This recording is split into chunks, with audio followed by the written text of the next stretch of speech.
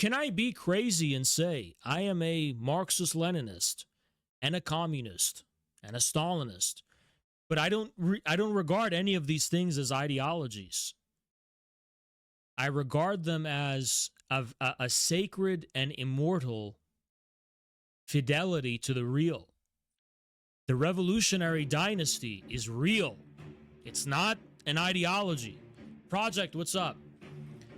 The resonance of Marxism-Leninism with the revolutionary traditions of all mankind from the beginning of history. I sense that resonance like a song. It makes sense to me like a song. So you're just superimposing your ideology on history. No, I'm not. I read so many books about ancient Sumer, and I read the Epic of Gilgamesh, and I submitted myself to it, trying to immerse myself in that world. When I was, writing my book. And the resonances were like, it was discovering like miracles. It's like I was discovering a miracle. It's like, oh, that's, and it's like, I understand why they found that so meaningful. And then it's not that I was giving it more meaning than it actually had historically, because then I would continue understanding the history and researching it, and I'd be like, no, this is what mattered to them the most. And it makes sense why. Can we please forgive ourselves as communists? We haven't done it yet. The Russian communists haven't forgiven themselves for killing the Tsar. And the Chinese communists haven't forgiven themselves for maybe what they feel like was abandoning the mandate of heaven. Maybe that's changing. But please, let's forgive ourselves. The experience of 20th century communism, where the revolution was everything, and that is what men and women died for, gave their lives for, devoted everything to. It wasn't a consequence of Karl Marx, the ideologist.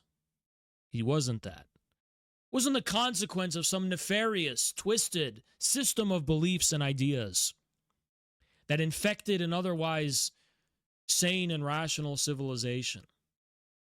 This is what's natural to us as human beings. And in Babylonia and in Persia and throughout the entirety of the ancient world and throughout all of mankind's sacred history, that's what mattered too. It's the revolutionary cause and memory and battles and struggles and the change in the times. That's what mattered to people. That's what inceptually kingship referred to. Kingship was a principle. It wasn't a system. It wasn't a political system. It wasn't a doctrine of how to, it wasn't like there was a Curtis Yarvin. No, it was very inceptually the words that they had at their disposal to refer to the patterns of revolutionary change and consolidation that were experienced again in the modern era with communism. And back then they just had different words to describe these processes, which really are, if you think about it, it's a dynastic logic. There's an inceptual period of the taking of the power. The taking of the power is the revolution. It's a complete, what do you think a revolution is? It's coming full circle, right? And somehow everything gets tested. The whole state is tested and put to its mercy. The whole order of things is suspended. It's put in this radical state of suspension. And then there's the consolidation, right? Where the principles of the revolution are given a name and are regarded as the governing principles of the entire order of society as things settle back down. And the king, all that referred to, kingship or any kind of imperial principle for that matter, just tried to personify and name that in some kind of way. We're talking about the fundamental order of what glued society together.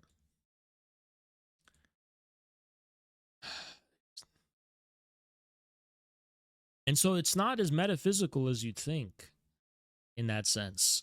When I say it's not as metaphysical as you think, there was no Curtis Yarvin deciding, oh, we're going to have it this way and that way. And if you look at the story of Gilgamesh and the wild man is very clearly referring to the nomadic pastoral nomads, the barbarians outside the sedentary civilization. And the friendship of Gilgamesh and the wild man very clearly refers to an alliance between the peasants and the nomads, which modern archaeologists and ancient historians actually theorize was responsible for the rise of palatial systems and states as we know them. So, the key, Marx said something that's so brilliant. The key to the anatomy of an ape lies in the anatomy of man. Do you know what that means, guys? Chat, do you know what that means? If man exists, clearly there is a resonance that we can find in the natural history, culminating in us, that makes sense of how things ended up the way they were.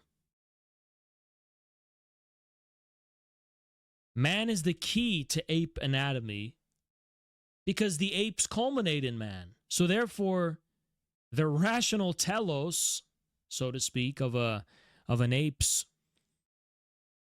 what do you call it? Anatomy is found in man. And then beyond that, another way of understanding this logic so brilliantly articulated by Marx is that all of the experiences that were thought to be ex nihilo, unprecedented experiences in the Soviet Union and in China, there is a resonance between these experiences and the entire history of mankind and civilization. It feels like this was the first time anything like this had ever happened, but at the level of meaningfulness, there actually is a pattern that rhymes across history. And the key to understanding ancient history is to be honest about what we experienced in the 20th century. If we can make meaningful sense of what happened in the Soviet Union and China, we'll understand the key to understanding what happened in all societies of history. And that's what I mean, really. You can't begin by going to ancient Sumer and Babylon to understand the October Revolution. First, we need to be clear about what was the October Revolution. And then further, let's take it a step further. To understand the October Revolution, we need to understand the now. What is our situation now? Because in this situation lies the key to understanding everything that has come before. And the situation now, which I mentioned when I was on that stream, is one of radical clarity. There's this unelected, unaccountable Epstein regime, and then there's a people without popular sovereignty. This same gravity, the same drama, the same sense of existential red lines being drawn. This is exactly the environment of the October Revolution. The Tsar was the Epstein of Russia. And Rasputin, whatever scandals were, every revolution, think about it. The whole public was in uproar because of the scandals in the Tsar's court. In France, it was the same.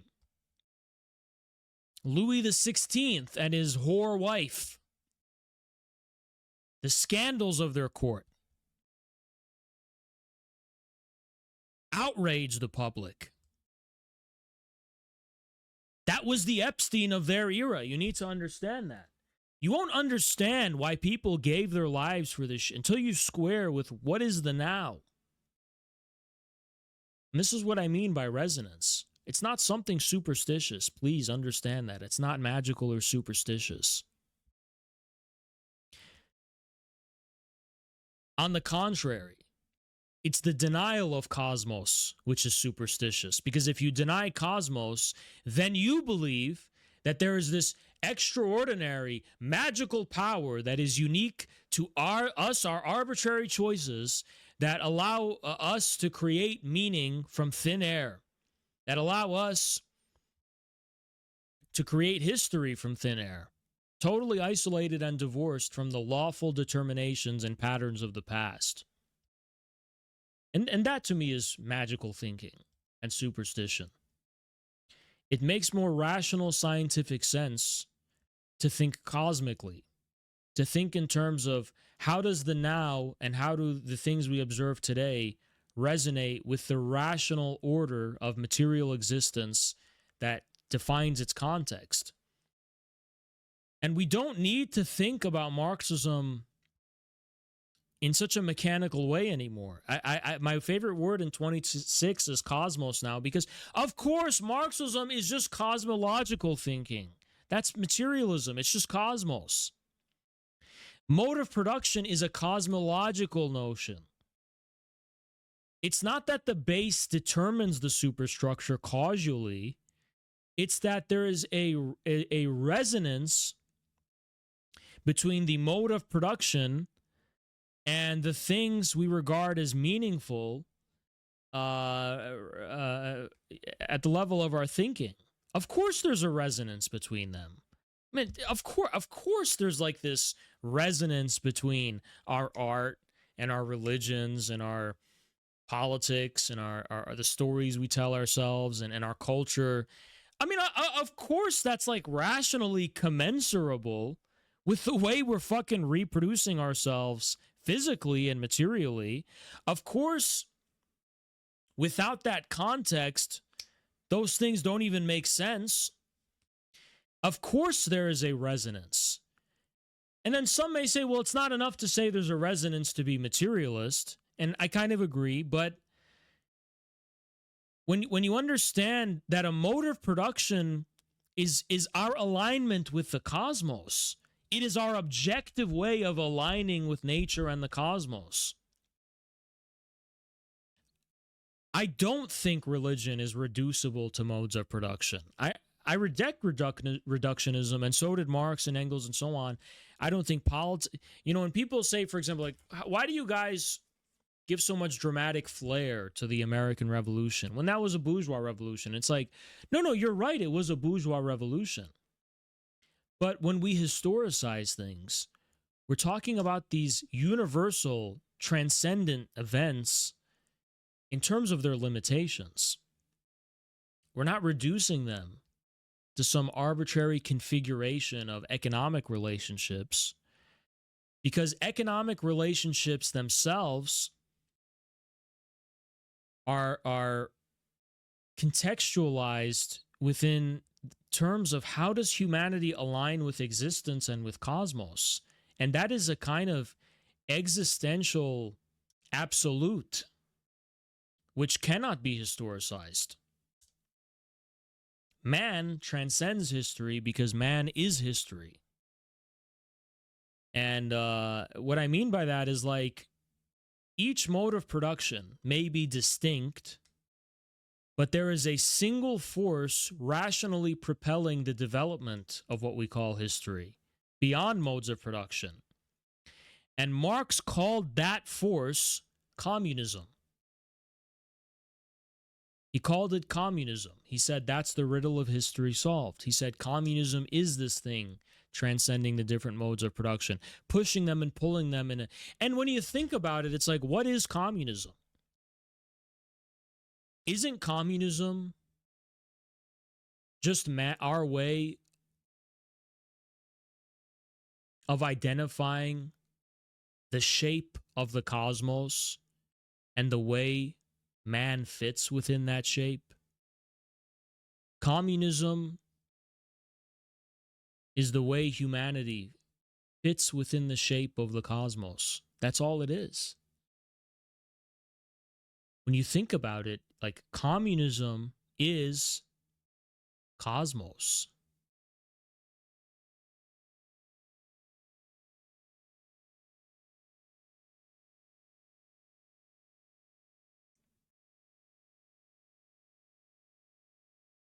I'm sorry.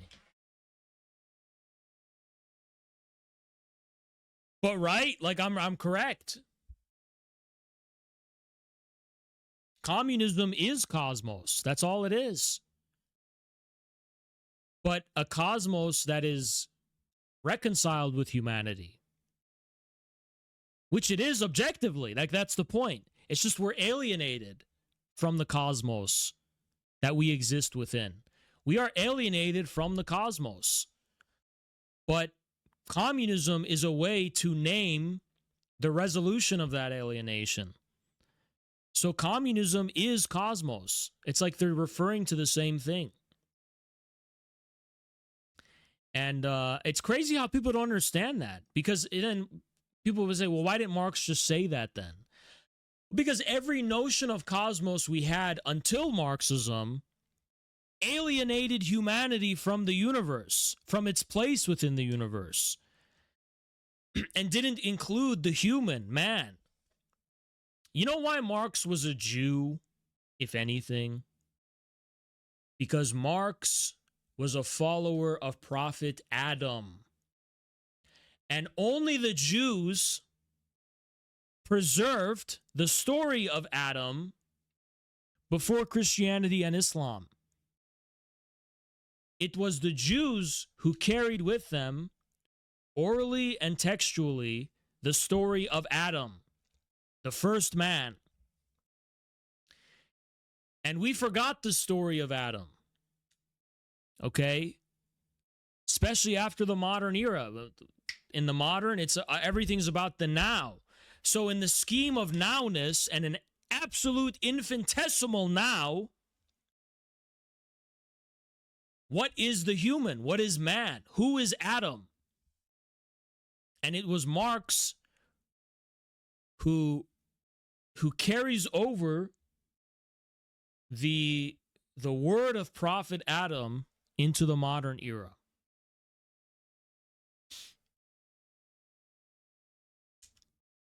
And that's who Marx really, he's a follower of Prophet Adam, if anything. And why do we need to be reminded of Prophet Adam when we've had all these other prophets come after him? Because the whole prophetic tradition will be completely forgotten and rendered meaningless if humanity itself is forgotten.